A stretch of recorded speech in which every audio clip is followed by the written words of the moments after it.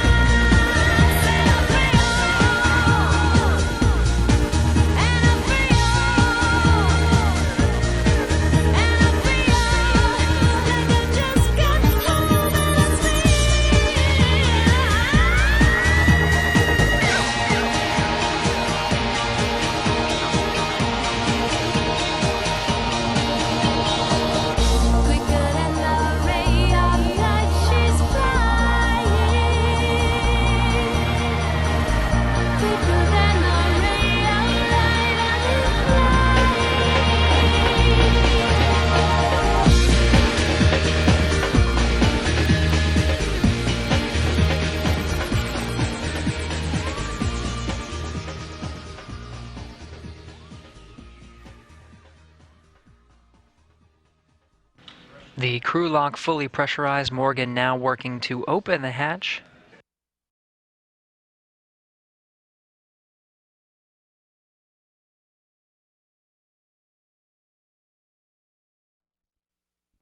Both helmets off. They'll continue to work through the procedures to remove the helmet absorption pads and the remainder of the suit. This was EVA 63, the 63rd conducted out of the Quest airlock, the 226th in support of International Space Station assembly and maintenance. For Christina Koch, this was her 6th spacewalk, but in 2020 it was the second conducted of this year. It's the 8th of 9 spacewalks planned for Expedition 61. Even at 8, we're at a record for all-time number of spacewalks during a single expedition. For Jessica Meir, this will be the 3rd of her career, totaling 21 hours and 44 minutes. For Christina Koch, it's the 6th spacewalk of her career, totaling at 42 hours 15 minutes. That's number 21 for all spacewalking time, cumulative spacewalking time for any astronaut.